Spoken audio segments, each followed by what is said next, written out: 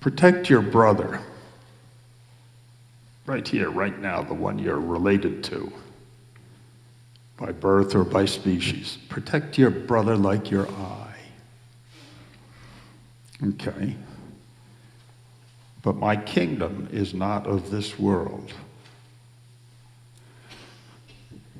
So which of those is true, and when, and what do we do about it?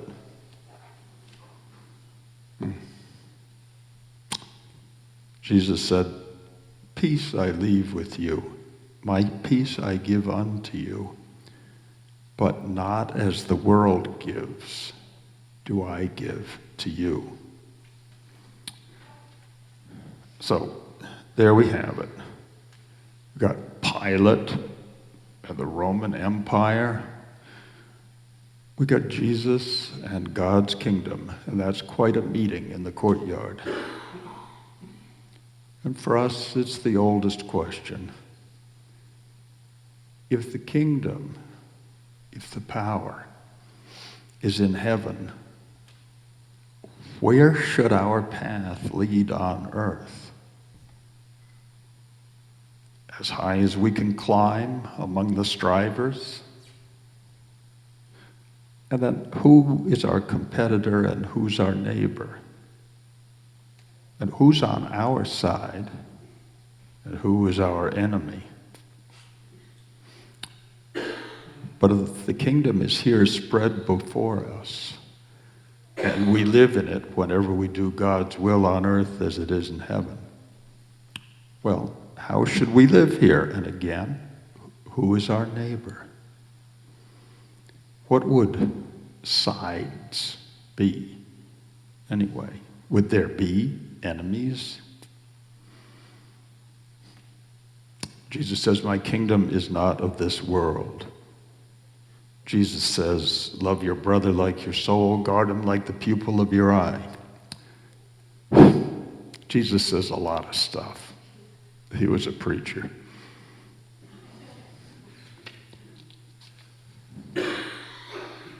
For many people of many faiths, of many ages, worldly power and the path and the way God would have us walk it have been mostly or always separate. In New Testament terms, we should be like the Good Samaritan, not the Roman centurion. Samaritans, as you may know, were feuding cousins of the Jews, and it got ugly between them often. The centurions, the Roman soldiers, were just obeying orders. It's a job, you know. But the gospel leaves no doubt it was the Samaritan who was serving God by being big-hearted. Yes, and here's the catch. Well, we've got this nice separation, at least I do in my mind. Here's the catch. Look, worldly power, budgets. A budget is a moral document. Armies, peace treaties, charity, rights for all people, guaranteed by laws made by human politicians after backroom deals. All these can do God's will on earth. Why wait for heaven? Yes, and the high road has many accidents and roadblocks and detours. And I think in our country at the moment, the most obvious attempt to use corrupt and worldly power to do God's work comes from evangelicals. They embrace and maintain and support an obviously dangerous and dishonest leader. I have a note right here that says, "Don't go on." But if you want, we can have a moment of silence and you can say it all. Yeah, let's take the high road here, right? Jesus' teachings of love, mercy, truth, justice, and forgiveness in the book they worship don't apply when it comes to politics. And politics now is a consuming subject, and their idea of America is an object of worship to many people. And for me, the prospect of the Christian dominionists, those who want to merge the government and their religion, exactly what the Constitution has separated, the prospect of that sort of a Christian Sharia is chilling, and it's far from the warm heart of any faith family. Well, how did all this come to pass? Because it certainly wasn't like that in this country up until the mid to late 70s, and gathering momentum ever since. Well, there was a more simpatico passion at the beginning. Tim Alberta, a journalist who knows a lot about this and has written a wonderful book called The Kingdom, the Power, and the Glory, says, how did evangelicals, that's the background he comes from, end up like this? He says abortion, the issue of abortion, was the gateway drug. Because many of these people sincerely believed, and still do sincerely believe, that abortion is the murder of children. And if that's your belief, and that's what you think is true, and that's what you think is happening, that changes things radically. So they began to implore politicians, and they found that many political conservatives became their allies on abortion. And the evangelicals cemented that partnership by adopting other causes espoused by their new bedfellows. Being against. Most of these things are about being against. They're all about being against. About being against, or you name it, gay marriage, LGBTQ plus in general, taxing the rich to feed the poor. Jesus on line 1.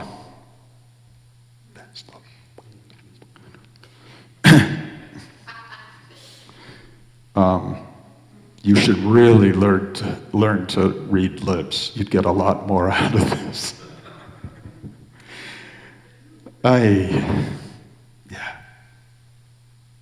Taxing the rich to feed the poor, which no one ever says in certain circles. They just call it socialism or communism.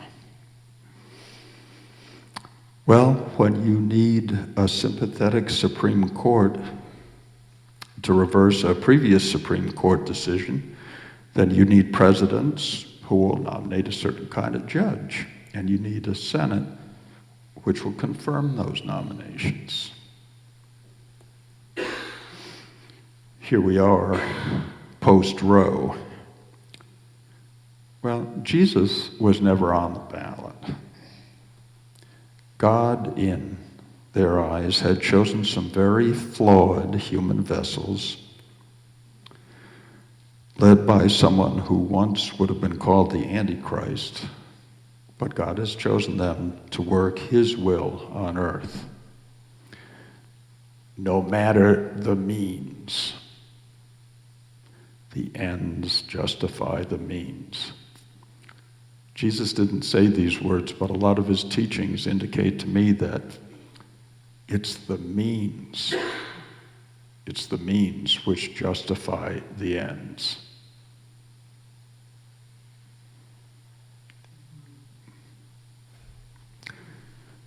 Well, I'm sure many of us oppose the ethics and actions of these politicians and some of their supporters, because we know that where your treasure is, there will your heart be also. And we're in this world, we're in this world of politics and power too, like it or not.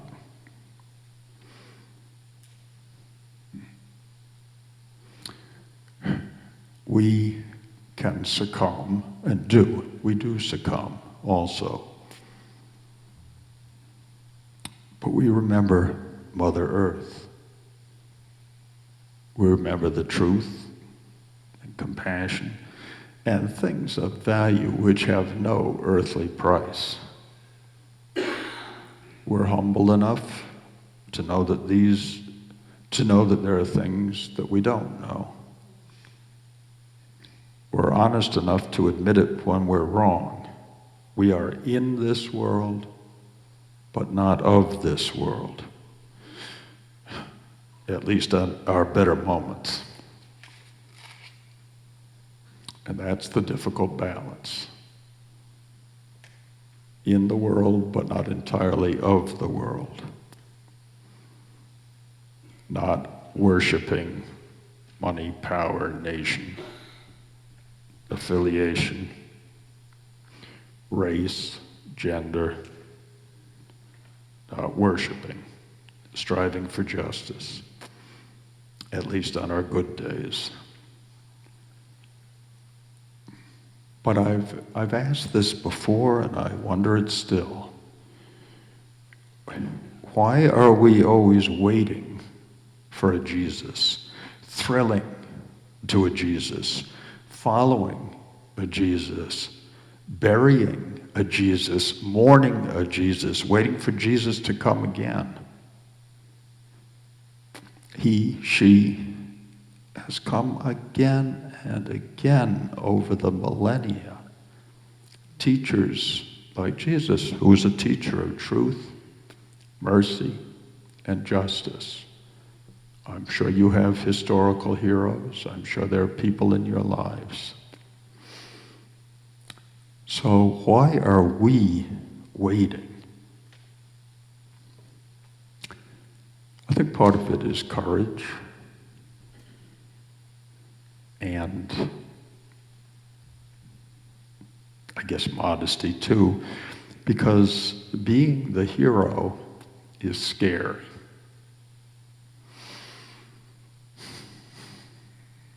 Martin Luther King, Malcolm X, and John Kennedy, just in at least in my time.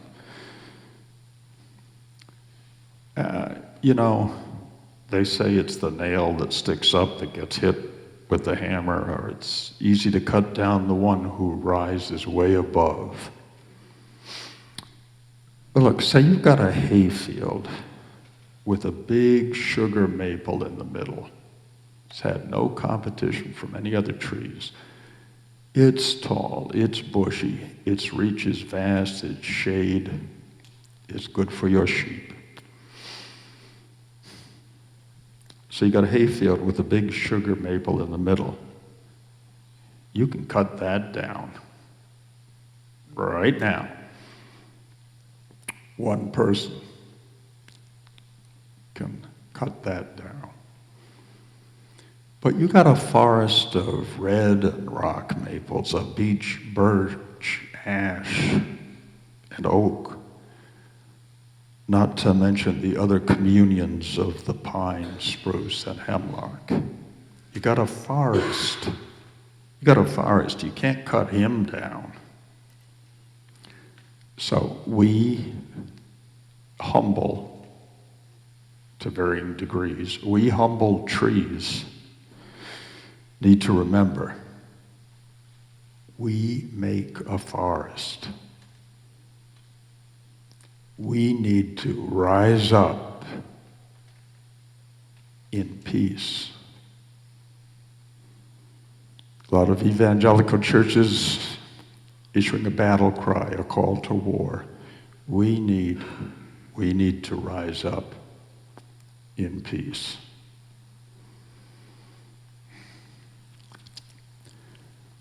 Why is it only the occasional Jesus?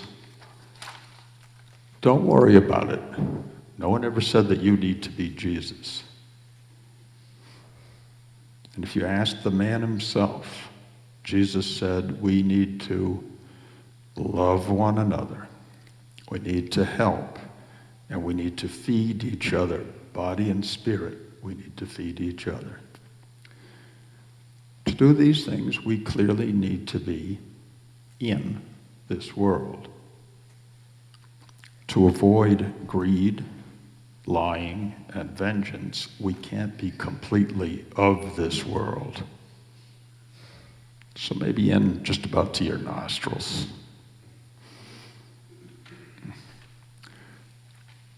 I want to say something that I think you all know. I want us all to say it if you know the words. We don't use this much here, but it's familiar.